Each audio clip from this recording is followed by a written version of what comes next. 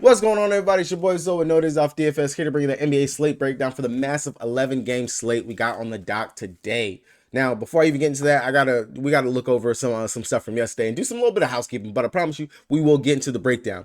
If you guys new here, you guys enjoying the content, make sure you guys drop a like on this video and make sure you guys subscribe so you don't miss any of the content putting out over here. Yesterday, if you guys missed it, I talked at the beginning of the stream specifically about this game right here. I said I really do feel like the Spurs are going to get up for it.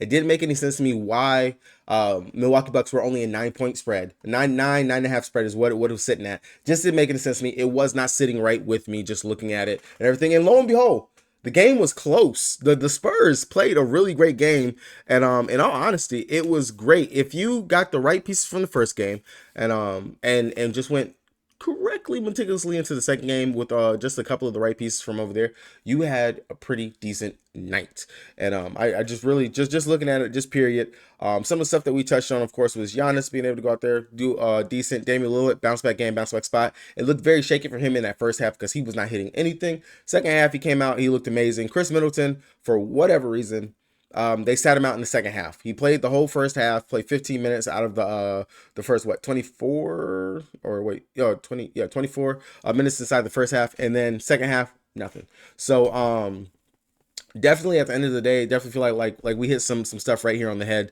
especially over here. And I just really wanted to pull up the box score and just pull up the score so we can actually look and see that. And I also want to go over some other things as well. One of those being, I just want to show you guys what you're getting over here on the Patreon in case you guys have been wondering and just want to know, like, hey, what all exactly do I get? So, of course, like I said, I put out a core every day.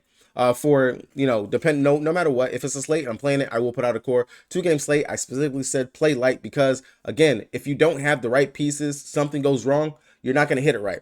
Now, the way that I set this up, and granted, I give you the studs that I really do feel like are good for the day. Going back, give you guys the mid-tier plays that are definitely mid-tier options that you can really go with and rock with on the day. And then I give you the value guys that I really feel like are in the prime value spot. Then value, of course, always for me is going to be 5K and below. I consider those value pieces. And literally, I sit there and I look through almost every single player. Not even almost. I go through every single player on the slate whenever I'm breaking down the stuff and just trying to figure out what's going to give us the best edge. And as you can see, gave you guys some little synopsis to let you guys know what my game plan was and how I was thinking, because of course I don't do an up to lock show or anything like that, so you kind of got to get exactly what you're going to get from me, especially whenever you sign up and you look at that. And then of course yesterday, this is my stuff. I dropped a couple of props that I was on that I really did feel really well on. Giannis hit, Lillard hit, and so did Pod. He went out there, he went scorch hot in the second half. But like I've always been saying, you're getting not only my stuff, but you're getting some of the other contributors over here. BK, he's one, the main guy. Of course, this is his Patreon that I'm a part of over here, but you're also going to get that stuff as well. So it's not just my stuff that you're getting over here on the Patreon. You are getting more than just that. But just want to show you guys an example.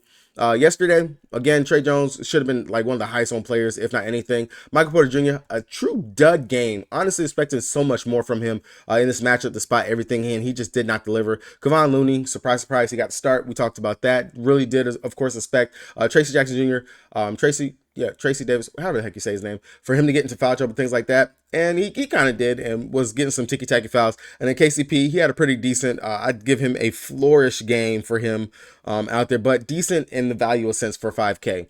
And the way that I was looking at it was you could really get those studs. And I said it, to me, I'm going with the Bucks studs today and hoping it pays off. And it did. If you didn't have that Giannis, that 80 fantasy point game, and you pivot down to Jokic, which granted, amazing game winner. He had like 60 something fantasy points, but I definitely feel like you need those raw points from Giannis. Damian Lillard, he paid off as well. And then just the studs period. It was good.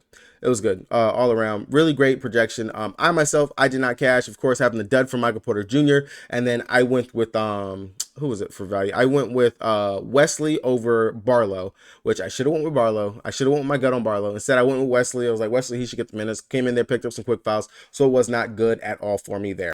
All right, shifting back to our regular scheduled program. Going over it, like I said, we have an 11-game slate. I want to say it's 14 games on the dock, but only 11. 1, 2, 3, 4, 5, 6, 7, 8, 9, 10, 11, 12, 13, 14. Yeah, 14 games on the dock, but only 11-game slate over here on DraftKings. Of course, they continue to cut off these late games. The 10 p.m. Games are only going to get up to 9 p.m., which I don't mind it. That definitely, to me, kind of makes the slate better. And then of course giving the late night games themselves their own slate. That's not bad. If you guys would like a core for that, just let me know. Definitely, especially if I get enough interest on YouTube, I'll drop it on YouTube, period, for you guys. I have no problem doing that right there. Working on some things right now with YouTube anyway to try to see if I can't, for those that don't really want to sign up to Patreon, things like that, see if I can't get a package up here for you guys on YouTube, specifically where I can just post my content up here for you guys as well. So definitely looking for that to get that done. But anyway, just looking at it, we got a nice 11 game slate, some pretty good games on the dock, some bounce back spots for some players. You know how we are. We always find those bounce back cookies out here whenever we're looking at it. So real quick, going over injury report, nothing for Utah, nothing we got to worry about for Boston, not to worry about Al Horford. Atlanta, nothing that we got to worry about for them. Indy, biggest thing is that Nembhard game time decision. If he's in or out, of course, it's going to mess with some of the backup minutes, rotation minutes for stuff for like some of the Smiths, things like that. Washington, nothing we got to worry about for them. Cleveland, same old. Nothing that I'm going to worry about over there for them. OKC, everybody's good. We, made our travel. Our plane didn't break down. Surprise, surprise, we lost that game going up against Atlanta. Talked about it, had a chance to take it into OT, and if we took it into OT, we would have won. But I'm not surprised at all. I expected it to be a down game, expected it to be a loss, just simply from everything that was riding on it coming into it. And then, of course, the team legit not getting into Atlanta until, like, I want to say 6, 7 a.m. or something like that. Like, they got their crazy late fatigue, all this stuff. It added up for them, and it showed. Brooklyn, Walker, Lonnie Walker and Smith, both of those game time decisions, but expected to play. New York, not worried about that. Malachi Flynn, he hasn't been a contributor, nothing that we got to worry about just yet. For Philly, Rocco, Korkmaz, nothing I'm worried about. Melton still out. For the Clippers, Diabite, not worried about that. Pelicans, Trey Murphy be the only thing we got to pay attention to over there. Charlotte Hornets, they're still without LaMelo Ball. Hopefully you're back when I go to the game. And then Mark Williams, he's going to be out as well. For the Bulls, their guys, looks like they have gotten back their guys. Vucevic is expected to be back. Looks like he might be playing off the bench. And then Zach LaVine is expected to be back as well. So I'm definitely going to mess with the rotations and stuff over here for the Bulls, but definitely an interesting game. And I got a hot take for this. And this is coming from one of our YouTube subscribers. He's giving us a little nugget that we can use when it comes down to betting on this game. Right now, it's a 9.5 point spread for Chicago. And Vegas, they know what they're doing over there. For Minnesota, nothing to really report over there for them. Houston, they're without Dylan Brooks still. Tari Eason is going to be out as well. So some more minutes and stuff out there for Jabari Smith Jr., Deshaun Tate, things like that. But other than that, nothing. For Portland, Jarris Walker, he's expected to be doubtful to play. Ayton is still out, and Brown is going to be out. So roulette right here at the center position, and I got a little something for that right there. For Dallas, Luka game time decision, Lively game time decision, but I wouldn't be surprised if they rested. If they're on the front end of a back-to-back, it would not surprise me if they sat somebody, but that's going to be far in between. Luka normally likes to play his games. Orlando, they lost Franz Wagner in their last game. He played like 5 minutes and he got injured. They're dealing with a lot of injuries, so I could see this being a slate where we're going to end up having to play some Magic players simply because they are down players. This has always been a thing whenever players and stuff are down and out, a team, they're going to be shorthanded. We're going to end up having to play some of their pieces. It looks like Cole freaking Anthony might finally be put into the starting lineup, a starting two guard. So definitely going to be interesting. I definitely feel like Cole more of the point guard anyway, and where I would expect him to line up at. So definitely I will be paying attention to this Orlando Magic roster and everything, and see what's going to go on over here for them, because they are, like I said, they're down bodies. Jonathan Isaac, Joe Ingles, Gary Harris, Marco Fultz, like all their guard rotation, their guard depth is going to be tested today. So we definitely have something that we can mess with over here for Orlando. Denver, Kankar out. Like I said, coming off a crazy behind win last night. That game winner. We had good basketball last night. Good basketball on national TV. Good basketball. It's been a minute, so I'm very hyped up after that. Miami, Martin, doubtful to play. Jimmy Butler, out again. I don't know what's going on with that man's foot. Highsmith is out as well. Same old. Tyler Hero, Jaime Jaquez, Bam. But they have my boy Jovic starting, so definitely interested right there. KD, he participated in practice yesterday. Game time decision. Definitely going to be paying attention to that. And that's really all that we got to cover over here. If you're paying attention to the late games, Alec Burke being a game time decision, definitely interested right there, because that'll boost some minutes for some other players. Draymond Green is still out. Gary Payton's still out for Golden State Warriors. For Memphis, they're going to be with I can't remember what his first name is, but Vince Williams, game time decision. Clark Rose still out. Same old over there for them. For the Lakers, LeBron James, Anthony Davis, they're going to play. It's been the same thing for them for I don't know how many games now. Toronto Raptors, nothing really I want to worry about or care about over there. Their starters going to play. That's the main thing. And then for the Kings, nothing that we got to worry about over there. So actually a somewhat clean injury report for us to go over, but definitely some stuff that we will want to pay attention to. All right, so first game on the dock over here on DraftKings. If you guys don't got an account, make sure you check the link down in the description below so you guys get that deposit match bonus. Join me over here on the King. Looking at it, Utah taking on Boston. We've talked about it before. If Utah's going to actually play their players their normal allotment of minutes and actually play them into the upper 30s, they're good players. Like we seen last time, we talked about it, 25, 26, and then, you know, some 30s right here. And then finally, back up, going up against Detroit, 38 minutes. The game did go to OT, so that is also why some of these minutes are going to be a little inflated. Don't think that Lori Larkin played 38 minutes in a full regular game. That was not the case. Same thing for our boy Jordan Clarkson, things like that. But in a competitive game, they actually seem like they're willing to play their players, which I will have some interest here within that. Now, one of the things that we've always kind of grown accustomed to, at least with Boston over at least for the season I have, was the fact that you got some pretty good defenders in Derek White. You got some good defender in Drew Holiday out there, prime good guard defenders. Don't take opposing point guards. Don't take opposing shooting guards, things like that. They're going to get cooked. After actually watching them pretty live going up against my Thunder, they can get cooked. Yeah, they can get cooked. So looking at it, Keontae George, I'm not going to be too interested there at the 5'3". He's still playing limited minutes since he's come back from his thing. Definitely a GPP option, but I will have some interest in a Colin Sexton sitting at 6K. If you're going to tell me Colin Sexton can actually come out here and play 30 minutes or at least just play about 25 to 28 minutes, he's a good fantasy point per minute producer. I don't hate or mind that for him. Same thing for Clarkson, 6'2", on the road. I know he plays much better at home. That's been a thing for him. Sorry, so far this season.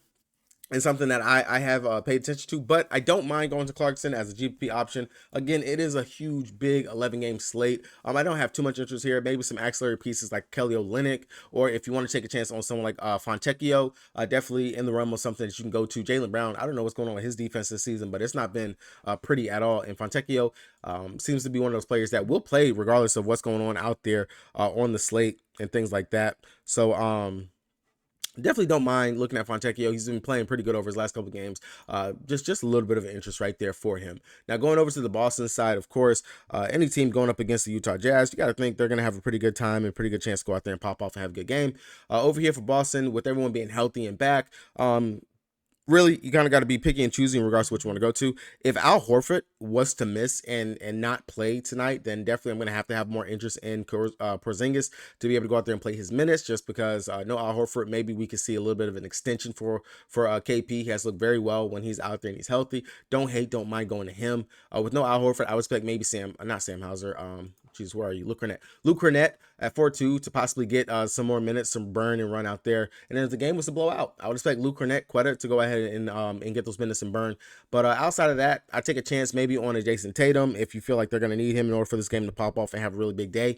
And I do feel like this is definitely a bounce back spot for Derek White to go out here and have a really big game. Yes, 28 minutes, dropped 39 fantasy points going up against my Thunder. But again, he's been pretty consistent. Don't hate it, don't mind it. I say bounce back spot just because Boston, man, y'all took the L. It was beautiful. But anyway, Derek White, decent spot, decent play. Don't hate, don't mind going to him if I go with anything, because like I've always said before, Drew Holiday, he's such up and down. I don't know what the heck I'm going to get for Drew on any given night whatsoever. Atlanta taking on Indy right now. I'm going to tell you straight up out the gate, this game right here is the stat game. I think I said that last time that these teams played against each other. I'm very, very sure about it, which was back in November. I'm pretty sure. This feels like deja vu to me. But this game right here, once again, looking at it, it's coming in at a 262 total. 262 with a 3-point spread. Played in Indy. Definitely this game right now it's got stack written all over it. If you can go ahead and you can just fit pieces left and right, up and down this chart right here, I definitely would if I can actually go ahead and do that. All of them stick out to me. Trae Young, Jalen Johnson, DeJounte Murray, Sadiq Bey, all of these guys are in prime spots, prime positions to be able to go out here and have a really decent day, decent night. Looking at it, Sadiq Bey played against him, 31 minutes, dropped 30 fantasy points. Jalen Johnson, I think he might have been out at this time and didn't get to play against him. Let's see. Oh, no, he played 33 minutes, 40.25 fantasy points. We already seen Trae Young drop 50-plus fantasy points going up against them. DeJounte Murray in it. He played 34 minutes. He dropped 42 fantasy points. So, again, fantasy goodness is written all over this game right here, especially for the main players. My favorite one out of all of them is going to be Jalen Johnson. The dude's upside, when he's out there on the court, as long as he keeps himself out of foul trouble, he is a force. He is amazing out there, and I love the upside and everything that I'm seeing from him. 3 straight 40-plus fantasy point games, and he did really well playing against them already. I'm going right back there. As we do know, opposing power forwards have cooked have cooked against Indy. The rebound upside is going to be there. If you can get his points and rebounds as a prop today, take it. I'm taking it. I've already gotten it. I got it in early today. That whole list and everything will be up on the Patreon site. So if you're looking for that, check the link down in the description below so you can get that. But Jalen Johnson, beautiful spot. Love it. Love. He's my favorite play over here from the Hawks if I'm taking anything. And then following up, if you want to get cheap, come down here to Sadiq Bey. Don't hate, don't mind that. Pretty decent whenever he's out there. Gonna at least get you about 25 plus fantasy points, and I don't hate or mind that for him at all. And then if I'm paying up between the two guards, when it comes down to it, between Halliburton and Trae Young, Halliburton's my guy. I'm going with Halliburton over Trae Young just because it's only $100 savings, and Halliburton kind of is my main stud I want to build around today because I really do want pieces from this game. This game is just this game, of course, the Washington Cleveland game again, Charlotte and Chicago Bulls. Like, it's just so many good games with good spots on today's slate that we can go with today that I really do like.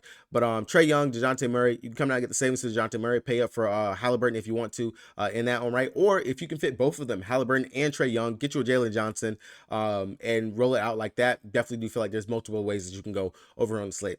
Now coming over here to Indy side, if Nembhard is to miss and Bruce Brown be limited or anything like that, he played 28 minutes in the last game. I would expect it to be much the same. But if both these guys were to miss, I'm going to have a lot of interest in Mathurin. Mathurin, 25 minutes in the last game, 22.25 fantasy points, playing up against the Hawks the last time when he played against them, 20 minutes, 24 fantasy points. So if they actually will extend his run like they have over these last couple games, really great fantasy point per minute producer. Don't hate, don't mind going to him, especially just building it out in my stack, just getting multiple pieces from this game. Halliburton, I do like him. We already know the upside is going to be there. The assists, he's going to at least put up about 15 to 20 assists on today's slate going up against him. I have no doubt in my mind whatsoever.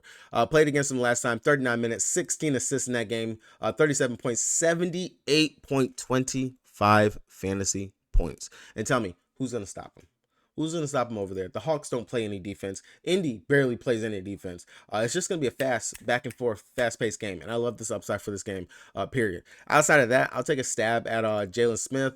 Don't mind, don't hate for him. Looking at it, when he played going up against them, if he actually even played in that game. Played against Atlanta, he only played 5 minutes, gave us 9.75 fantasy points, but he is starting, he is getting into the rotation, so I will have a little bit of interest in him. And then outside of that, I will be looking at Isaiah Jackson because they've been giving him minutes again over the last several games, so a value piece that you could possibly look to down here in that 4K range that I do like. But over here for them, for Indy, mainly it's going to be Halliburton, Mathurin if I take anything, and depending on the news with these two guys, I really will be very high on Mathurin. But you can definitely mess with some other players off the bench, like I said, Isaiah Jackson, Jalen Smith. Not gonna mess too much with Miles Turner, but I don't hate Miles Turner. GPP option, but not a must.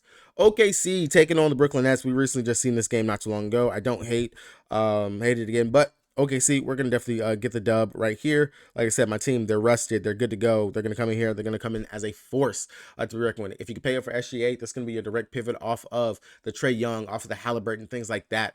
Chat, this is most definitely a bounce back game. We just seen this game literally 3 games ago. 32 minutes, 40.5 fantasy points. Don't hate or mind going to Chet if you want to get a value-ish center. I'll say he's more time, kind of the mid-tierish center for me on today's slate. Jalen Williams, Josh Giddey. If you believe Giddey can keep up the hot start that he's had, of course, everyone downplayed in that Atlanta game. I'm going to toss it out the window. Not going to worry too much about it. But playing against Brooklyn, 27 minutes, dropped 36 fantasy points. Don't hate or mind that for him at all. But I will say the main guy I will be looking to will be Lou Dort. 29 minutes, 24 fantasy points was kind of one of the bright spots besides him and SGA in that game against Atlanta. I do believe he can definitely keep that up. Played against them, the Brooklyn Nets first time, 30 minutes, dropped 31.5 fantasy points. It's something about opposing small forwards going up against the Brooklyn Nets that just puts them in prime positions to succeed. And Lou Dort is right there on the edge of what I consider value. If I wanted to get some pieces from this game, I really do like the upside I can get from Dort. I'm not going to mess too much with anybody off the bench over here for the Thunder, just simply because it's the Thunder, deep rotation, deep players, and we have a lot of games coming up for this month, so it's going to be a lot of mixing pieces, but it's going to be the main guys and the starters right there for me if I take anything. Outside of SGA and Lou Dort, everyone else is all GPP options from that starting lineup, Giddey, Chet, and Jalen Williams. Going over here to the Brooklyn Nets side, I'm going to tell you the truth, just like what I have every single other game.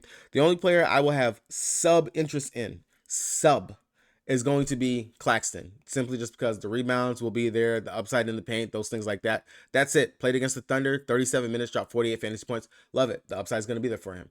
Outside of that, I'm not touching no one else on the freaking Brooklyn shitters. I'm not messing with them. I don't give a damn if they're playing at home. Spencer Dinwiddie can go fuck off for all I care. Mikal Bridges can go.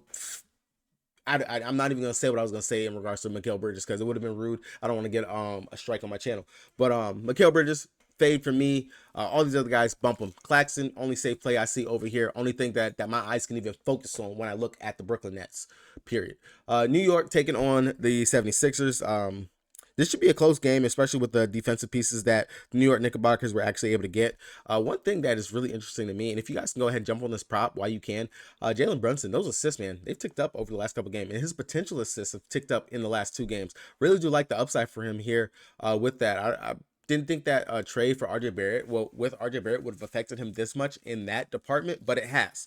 So of course, small game sample size, but I really do like the upside for Jalen Brunson here. Don't mind him as a play on today's slate. Period. OG Anunoby will be the other one I wouldn't mind going back to 6'2". Definitely feel like his price come up a little bit more. He's been pretty okay. At least he can get me 30 fantasy points. I'll take that. Another one, Isaiah Hartenstein going up against Joel Embiid. He's playing very well. I'm not going to expect another 20 rebound game from him coming into this, but opposing centers going up against the 76ers, even with Joel Embiid being there, have done pretty decent. Andre Drummond held his own, of course. Hartenstein, if he can keep himself out of foul trouble, if he's not going to be a bad play going up against them. So I will have some interest. He hasn't played going up against them at all so far. Of course, they haven't played at all this season, but I do expect this game to be a close game, a grinded out type game and whatnot, since both these teams, they don't necessarily play fast or anything of the sort. But again, if I'm taking anything, it'll be Brunson, OG, Hartenstein will be the main guys that do pique my interest over here. Precious doesn't look like he's really getting his minutes yet. He played 11 minutes in that last game. Decent. I'm going to wait till those minutes actually go up before I even want to mess with anything over there.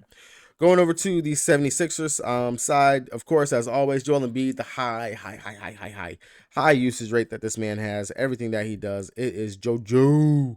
But Joel Embiid, of course, stud in his own right, 11-5. Don't mind paying up for him if you want to get different. Pay down at the guard position for those guards. Go pay up at the center position. That is one way to get different, especially when you look at it on the slate. You got Luka, you got Embiid, you got the Joker. Those are your main top plays up there. But you got some really nice price stud guards up here that you can pay for. They're going to be pretty decently owned. Joel might go under the radar and be lower owned, especially going up against New York Knicks, who are a decent defensive team. And I could definitely see a realm and a possibility for that to happen. Outside of that, besides Joel, Kelly Oubre Jr., I don't know if it's a direct correlation to Joel being back, but again, he seems to play better with Joel out there. I don't mind going to him at 5'8". Really, I think it's a pretty good upside for him. Definitely have the size advantage going out there against Dante DiVincenzo at the 2-guard position. And I would expect for OG to be more focused on Tobias Harris, things like that. So outside of that, I don't have too much interest in anyone over here for the 76ers outside of a GPP option in Joel Embiid and Kelly Oubre Jr. Other than that, it's not too much. Washington taking on Cleveland. I'm going to just cover this game completely in a nutshell right here. Donovan Mitchell, Jared Allen, Max Strus, which we touted Max Strus, literally talked about it, and someone commented in the comment section in regards to like, yo, you talked him up. Definitely, I got it, like straight up. The dude, he plays the minutes. It's just that his shot wasn't falling. And if you look at it, it just made sense. So, but again, I don't mind going back to those exact same players: Donovan Mitchell, Jared Allen, Max Strus, Kyle Kuzma, my boy off the bench. Where are you at? Sam Morrell, which surprisingly, he got a price bump down. And the dude just played 29 minutes, dropped 27 fantasy points. That is off. Value, that's value right there. He's gonna play the minutes regardless with all the players that they got out, and especially if the game was somehow to get out of hand, Sam Morrill's gonna be out there play those minutes. This is pretty much a home game for Cleveland. Washington, I doubt that they left or anything like that, so definitely another interesting game. Coming back to the other side, I do expect Washington. They kept it close going into the half. That third quarter is really what let them down, and they got out of the game. So again, like I expect a bounce back game. I do like Kuzma if he can keep the game close. If the game can stay close, Kuzma will play. Shot pretty good in my eyes, 7 of 12. That's not bad. 58% field goal percentage. That's really good. Can definitely do a lot more in some of his other categories. The rebounds, of course, it's going to be hard to come by when you got players down there like Jared Allen being able to gobble up those rebounds, and Strus and everyone else stepping up in that rebound department. I get it. I understand that. But Kuzma, do like him for the upside. Definitely a really good bounce back spot for him to actually be able to do something. If he can get his minutes, Kuzma will have a good game. For real. He just has to play his minutes. Jordan Poole, I didn't think he looked that bad, 3 of 11. But if Poole can actually have a decent shooting night, that'll be as well another reason why they can actually stay in this game. GPP option, I'm not gonna tout Poole. I got off that wagon earlier this season. Not gonna mess with that. Daniel Gafford, don't like him. Really going up against this matchup with Jared Allen. 20 minutes, 21.75 fantasy points, a decent fantasy point per minute production when he was out there. You can definitely go and mess with that right there. And then Tyus Jones, again, not another player that I'm on at 5'8". I do feel like there's some other better guards that we can go to on the slate. So again, like I said, main one is going to be Kuzma over here for me from them if I mess with anything. Now coming over to Chicago, taking on the Charlotte Hornets. All right, so talking about the Chicago Bulls, I said that I had something for you guys from the comment section. My boy Edward Walker over here on YouTube, and shout out to Edward. Thank you for commenting and thank you for watching the videos and everything, man. So he said that he likes the Bulls if they lose tonight. They're going to lose 3 straight, which this was 2 days ago, which just so happened the Bulls lost that game. And coming into it, he expects them to lose the next their next 3 games to put them at 15-23. Of course, he has the whole MJ narrative. So right now, Vegas is expecting for the Charlotte Hornets to lose this game. They're expecting for the Bulls to win. Right now, they're 15-21. He has a whole thing where he talks about how MJ, he played 15 seasons and he wore the number 23. I'm going to go with what Edwards said. I'm going for the upset with the Charlotte Hornets to go ahead and come in here and win this game. Just really, I like it. It's a decent, nice little fan narrative. Pretty funny. It's a good humor. So I thought I would share that with you guys. If you guys are looking for an upset bet possible to take on tonight, go ahead and take the Charlotte Hornets to upset the Chicago Bulls, which when you think about it, kind of makes some sense, especially if they're going to be getting their players back on tonight's slate with Zach LaVine coming in. He's going to be available, but he'll be on a minute restriction, of course. So that's going to mess with the flow of the rotation with all the guys they've had out there already. Same thing for Vooch. He's expected to be available, but he'll be on a minute restriction. So that's going to mess with what they already have going on, what was helping them before Zach, when Zach went down, Kobe White's emergence, all that stuff. So I definitely could see merit in them losing this game on tonight. I really do like that. Like I said, shout out to Edward. Pretty funny. Pretty funny. I do like that completely. But looking at this game, if we're gonna go with the upset for them, then I'm gonna ride with some of these Charlotte Hornets. Terry Rozier, Miles Bridges, and Nick Richardson. Nick Richardson surprisingly is a pretty good fantasy point per minute producer and does very well when he's out there. That game against the Phoenix Suns, I'm gonna throw that out the window. Other than that, the dude's out there. He produces in his time. So I really do like that. Even though he's going up against Andre the Drum Dog or Nick Vucevic, either one of those guys, chop curry, chop chicken. Go ahead, take it right there. Miles Bridges, not too scared of Patrick Williams' defense. The dude's been balling, high usage rate. He's going to score. They want to keep it close. He'll go out there. He'll do his thing. And then same thing for Terry Rozier. He's going to carry low. Kobe White, Alex Caruso. Terry, he ain't scared. He's not worried about it. Definitely do like the upside for Terry Rozier as well. So all 3 of those main guys over here for the Charlotte Hornets, I'll take that. And depending on which one, this is Cody Martin. If Cody Martin, he's been playing a decent chunk of minutes, don't mind that. Definitely a GPP option. And then it's going to be the same thing for Brandon Miller. GPP option. He's rookie, been up and down, but it'll be the main guys over there. Nick Richardson, Terry Rozier, and Miles Bridges if I mess with that. Over here for the Bulls, I'm not going to touch anybody. Everyone is overpriced in regards to the fact of, hey, this player's been missing, this player's been out, this player's not back. Too much usage, all that stuff. Not going to touch him, not going to mess with him. I'm going to fade the Chicago Bulls. All right, going over to the latter half of the slate. This is a long video. I'm sorry about this, guys. But Clippers taking on the Pelicans. They've looked very well over their last several games. If I take anything from over here, I really don't mind the upside and what comes with it from the big main 3 in the starting lineup: Kawhi Leonard, Paul George, James Harden. All those guys. This will definitely be a test because the Pelicans, they are a pretty good defensive team whenever they're actually locked in and on the court. Outside of that, nobody necessarily sticks out to me. They're all pretty fairly priced right there in the mid-range. Definitely will be lower owned, especially on such a huge slate. They're going to go under the rug, just like how they did the last slate that they were on. They were legit sub 2-3% ownership, and I would expect much the same again on tonight's slate. If I do take any of them, it will be Kawhi Leonard, 8'6". His usage, his upside, all that is there. He is, to me, the de facto actual alpha, even though he's quite a shit. He is the alpha for them. And then it trickles down to the James Harden, Paul George, things like that. But Kawhi Leonard, if I do take anything over here, it should be a close competitive game. His defense will definitely be needed. Really going to be interested to see if Zion will be able to bully his way through him, Paul George, and things like that. If BI can play up to the test over here. On the other side for the Pelicans, like I said, pretty good defensive team. Not too interested in anybody over here as well. I might take a stab at a CJ McCollum, opposing point guard. Can do pretty decent in this position of spot. Has played very well over his last 4 games, 4 out of 5. That's decent right there. If you want to take a chance on something like that, definitely don't mind looking at Jose Alvarado. We know he's going to play those minutes off the bench. It's just if he can be productive in those minutes coming off the bench. 27 minutes in the last game, 18.75 fantasy points. I can see this being a game that the Pelicans dig into just because they're going up against Clippers, one of those top forces that, playoff aspirations, things like that. Might be a team that you're going to have to worry about into the playoffs, or if you're trying to make a pretty good run. Going over to the Minnesota Timberwolves taking on the Houston Rockets. Over here for them, Big Cat, Rudy Gobert, Anthony Edwards, all these guys, looking at them, fairly priced. Cat, I'm surprised that his price is all the way down here at 7.2. I thought this was going to be a decent matchup for him going up against Houston. Jabari Smith Jr. I'm not worried about that. With no Tari Easton, you're gonna have Tate out there and Jabari Smith. Like Cat should be able to eat. Honestly, the Twin Towers should be able to eat here. In this matchup, I don't hate either one of them. Definitely GPP options. Anthony Edwards would be the main one I would go to. Has played tremendous over his last 5 games. 40 plus fantasy points on all of them, and I'm not too sure, have they played already this season?